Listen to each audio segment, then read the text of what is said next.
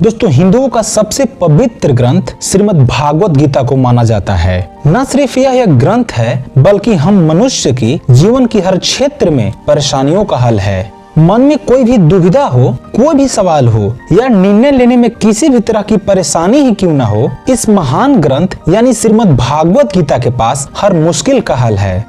दोस्तों दुनिया में जितने भी महान लोग हैं जो सफलता के शिखर पर हैं, वे लोग जाने अनजाने में श्रीमद् भागवत गीता को अपनी सफलता का श्रेय देते हैं। बेशक यह ग्रंथ सालों पुरानी हो, लेकिन आज के जीवन में भी किसी भी समस्या का समाधान और एक अच्छे और प्रभावशाली व्यक्तित्व के निर्माण में गीता की सीख का सहारा लिया जाता है। दोस्तों आज हम बात करने वाले हैं गीता में कई ऐसी 5 बातें जिन पर अगर कोई व्यक्ति अमल कर ले तो उसके जीवन के हर क्षेत्र में सफलता मिल सकती है। पर इससे पहले अगर इस वीडियो से आपको थोड़ी सी भी सीख मिले तो मेरी मेहनत का फल जरूर दीजिएगा इस चैनल को सब्सक्राइब करके। तो आइए बात करते हैं। नंबर 1, स्वयं का आकलन।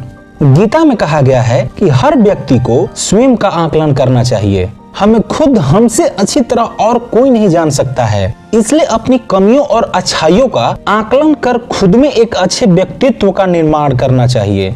नंबर 2, क्रोध पर नियंत्रण। दोस्तों श्रीमद् भागवत गीता में बताया गया है कि क्रोध से भ्रम पैदा होता है और भ्रम से बुद्धि व्यग्र होती है, और जब बुद्धि व्यग्र होती है तब तर्क नष्ट हो जाते हैं, और जब तर्क नष्ट हो जाते हैं तो व्यक्ति का पतन शुरू हो जाता है। तो आप समझ ही गए होंगे कि आपका गुस्सा आपको और आपके जीवन को प्रभावित कर नुकसान पहुंचाता है। इसलिए अगली बार जब भी आपको गुस्सा आए तो खुद को शांत करने की प्रयास करें, क्योंकि शांत मन हर मुश्किल का हल ढूंढ सकता है।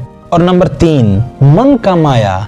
श्रीमद् भागवत गीता में अपने मन पर नियंत्रण करने को बहुत ही अहम माना गया है। अक्सर हमारे दुख का कारण मन ही होता है। वह अनावश्यक और निरर्थक इच्छाओं को जन्म देता है, और जब वो इच्छाएं पूरी नहीं हो पाती तो वह आपको विचलित करता है। इसी कारण आप अपने जीवन में जिन भी लक्ष्य को पाना चाहते हैं, चाहे जैसा भी व्यक्तित्व अपनाना चाहते हैं, उससे आप दूर होते चले जाते हैं। इसलिए हर व्यक्ति को अपने मन पर नियंत्रण करना बहुत जरूरी है।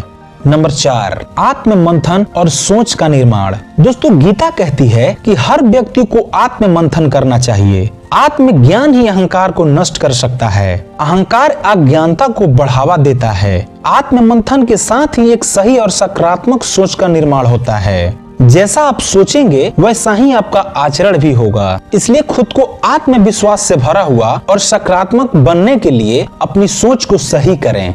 और अंत में नंबर 5, फल की इच्छा। दोस्तों गीता में कहा गया है कि मनुष्य जैसा कर्म करता है उसे उसके अनुरूप ही फल प्राप्त होती है। इस बात को अगर वर्तमान के समय में देखें तो छात्र पढ़ने से ज्यादा तो इस बात को सोच सोच कर घबराते रहते हैं कि रिजल्ट कैसा होगा। इसलिए जरूरी है कि वे अपने रिजल्ट की चिंता छोड़कर पढ़ने पर ध्यान दें। जैसा फल वो करेंगे परिणाम उसी के अनुरूप होगा। लेकिन अगर वो फल की चिंता में कर्म ही नहीं करेंगे तो फल भी उनकी इच्छा के अनुरूप नहीं मिलेगा।